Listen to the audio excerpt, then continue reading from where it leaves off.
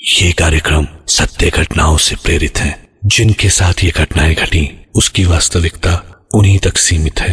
भूत प्रेतों और असामान्य विषयों के होने पर चैनल कोई दावा नहीं करता और ना ही प्रोत्साहन करता है।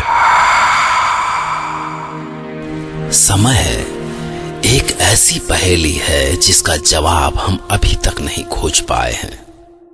समय क्या है?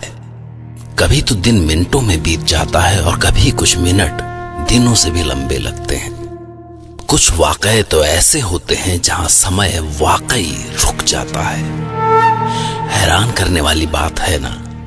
पर आज मैं कुछ ऐसा ही अजीब वाकया लेकर आया हूं जिसे सुनकर शायद आपको अपने कानों पर यकीन न हो।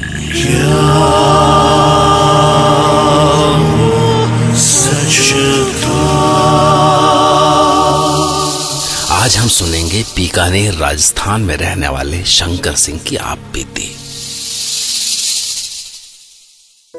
ये एक ऐसा सच है जिसके साथ मैं आज भी जी रहा हूं। बात तब की है जब मैं 14 साल का था। हम बीकानेर के पास के एक गांव में रहते थे। मेरे 4 भाई थे और मैं तीसरा भाई था। तब राजस्थान के उन इलाकों में चाइल्ड मैरिज आम बात थी। मेरे सारे भाइयों की 13 साल में शादी हो गई थी। जब मैं 14 का हुआ तो मेरे पिताजी ने पड़ोस गांव के अपने दोस्त की बेटी बिंती से मेरी शादी करवा दी। बिंती और मैं बचपन से एक दूसरे को जानते थे। वो मुझे काफी पसंद करती थी। हमारे घर वालों को भी यह बात पता थी और यह तय हुआ कि 4 साल बाद जब बिंती 17 की हो जाएगी तब वो मेरे साथ आकर रहेगी। पर शादी के 1 साल बाद ही एक एक्सीडेंट में बिंती की मौत हो गई। उस समय इस बात से मैं काफी टूट गया था, पर वक्त के साथ वो घाव भी भर गया और बिंती सिर्फ मेरी यादों में रह गई। फिर जब मैं 24 का हुआ तो मैंने अपनी कॉलेज की दोस्त नेहा से शादी कर ली और हम बीकानेर रहने आ गए। पर मुझे नहीं पता था कि मैं जिन चीजों को भूल चुका था वो मुझे नहीं भूल पाई थी। तुमने इतनी दूर शहर से घर क्यों लिया? तुम तो चले जाओगे काम पर और मैं अकेले पता नहीं क्या करूंगी। बस आधे घंटे और। तुम एक बार घर तो देखो, बहुत अच्छा है, शहर से दूर और शांत।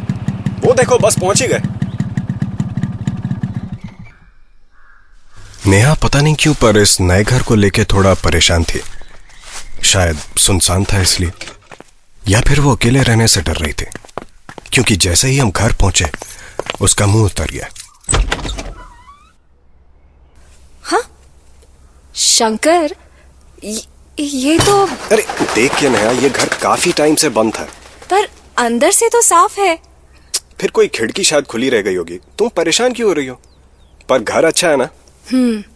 नेहा को किसी तरह मैंने घर पे रहने के लिए मना लिया। हम घर में आए ही थे कि 1 घंटे बाद एक 13-14 साल की लड़की घर पे आई। मैं उस वक्त ऊपर के कमरे में था। मैंने उसका चेहरा नहीं देखा। 1 मिनट, आती हूँ। कौन हो तुम?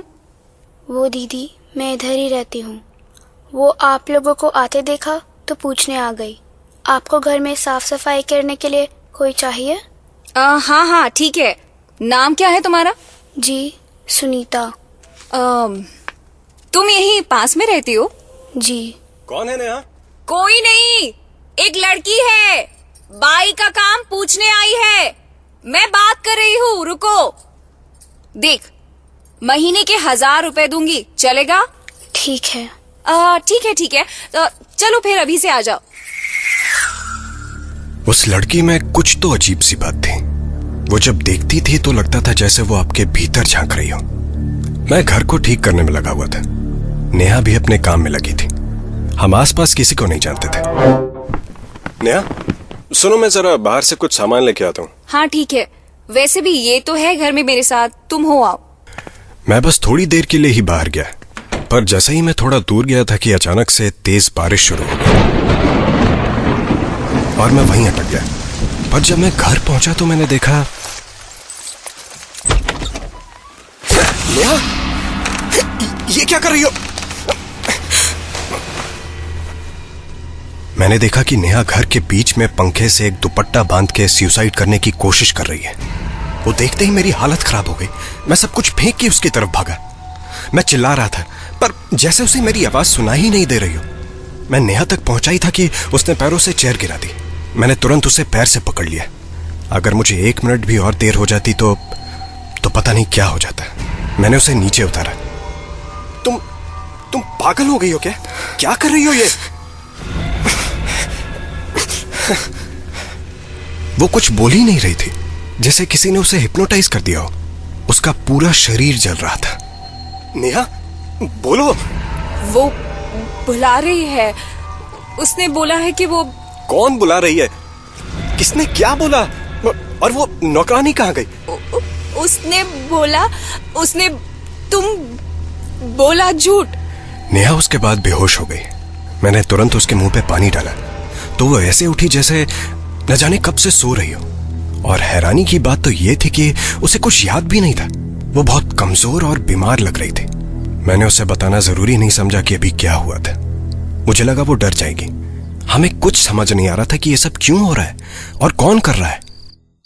उसी रात की बात है। नेहा ऊपर आराम कर रही थी। अचानक से लाइट चली गई और तेज बारिश हो रही थी। मैं नीचे कैंडल लेने गया। शंकर। हाँ रुको, कैंडल ही खोज रहा हूँ।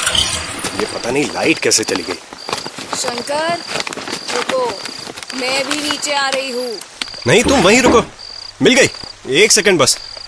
मैं कैंडल खोज रहा था पर मिल नहीं रही थी और आसपास से अजीब सी आवाजें आ रही थी, जैसे दूर कोई रो रहा हो, पर फिर भी उसके रोने की आवाज साफ आ रही थी।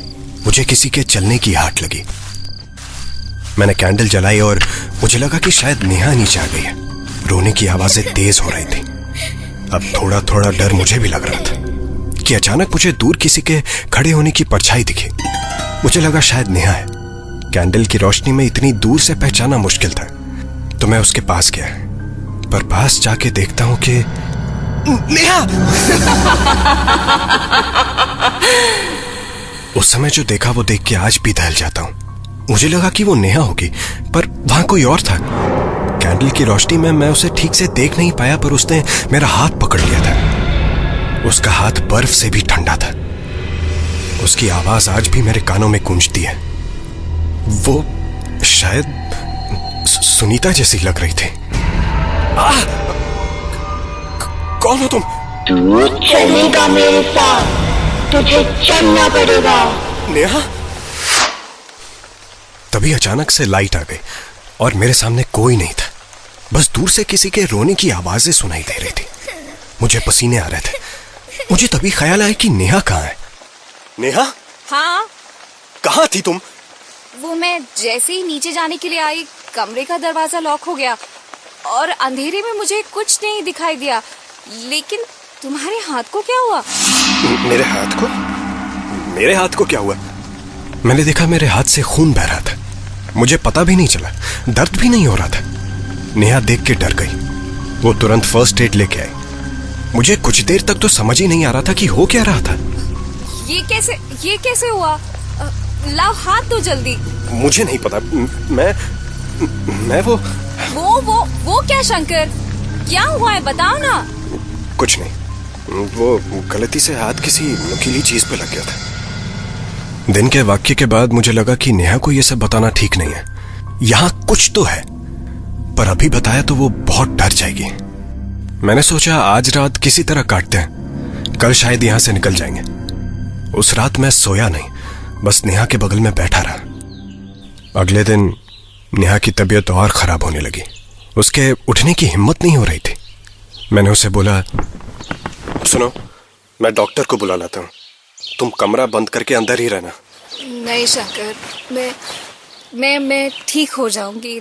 तुम प्लीज मत जाओ। नेहा, तुम्हारी तबीयत ठीक नहीं है, डॉक्टर को बुलाना जरूरी है। यहाँ पास ही हॉस्पिटल है, मैं बस गया और आया। अच्छा ठीक है, मगर जल्दी आना। और शायद वैसे भी सुनीता आ जाए। आज दिन भर से नहीं आई है ना? नहीं, कोई भी आए तुम दरवाजा मत खोलना। हाँ ठीक है। डॉक्टर तो उस समय नहीं मिला, पर कुछ दवाइयां लेकर मैं घर आया। और जैसे ही मैं घर पहुंचा तो जो मैंने देखा शायद वो कभी नहीं भूल पाऊंगा। घर का दरवाजा खुला हुआ था, जो कि मैं बाहर लॉक करके गया था। मैं तुरंत घर के अंदर भागा। मुझे एक 12-13 साल की लड़की दिखी जिसकी शक्ल कुछ जानी पहचानी लग रही थी और उसने नेहा को गले से पकड़ रखा था। मैं घर की तरफ भागा। नेहा, कौन हो तुम? भूल गया मुझे? बिंती? हाँ, मैं बिंती भी और सुनीता भी। तूने मुझे धोखा दिया। पर शंकर, ये तो मर गई थी। मर गई थी, भूली नहीं थी। शंकर से मेरा ब्याह हुआ है, ब्याह। शंकर, बचाओ मुझे। छोड़ो उसे बिंती। तू अब मरेगी, मरेगी तू।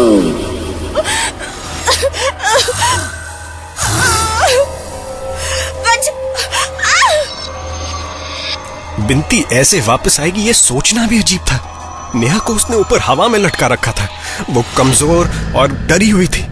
मैं बिंती के पैरों में था, उससे गिड़गिड़ा रहा था कि वो नेहा को छोड़ दे। छोड़ दूंगी, पर तूने मुझसे ब्याह किया था। ब्याह तो तुझे निभाना ही पड़ेगा। हाँ, मैं सब कुछ करूंगा, तुम बस उसे छोड़ दो। उसके बाद बिंती जैसे नेहा के अंदर चली गई हो और नेहा जमीन पर नीचे गिर गई। वो बेहोश थी। पानी डाला पर फिर भी उसे होश नहीं आया। मैं उसे तुरंत डॉक्टर के पास ले गया। 3 दिन बाद उसे होश आया और वो काफी कमजोर थी। मैं उसे घर लेके गया और वो बार बार एक ही बात बोलती है, शंकर, तुझे ये ब्याह निभाना पड़ेगा। इस बात को 10 साल हो गए और मैं भले ही गैर कानूनी हूं पर 2 बीवियों के साथ रह रहा हूं, नेहा का शरीर और बिंती की आत्मा।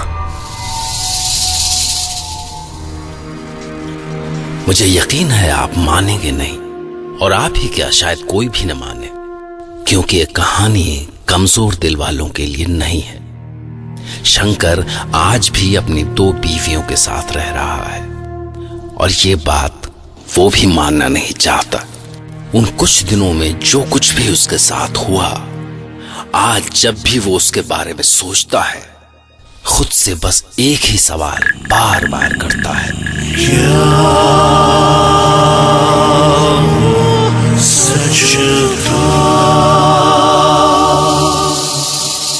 खैर, मैं डॉक्टर नागर कल रात आपसे फिर मिलूंगा एक नई सच्ची घटना लेकर। तब तक के लिए गुड नाइट। शंकर, ओह शंकर।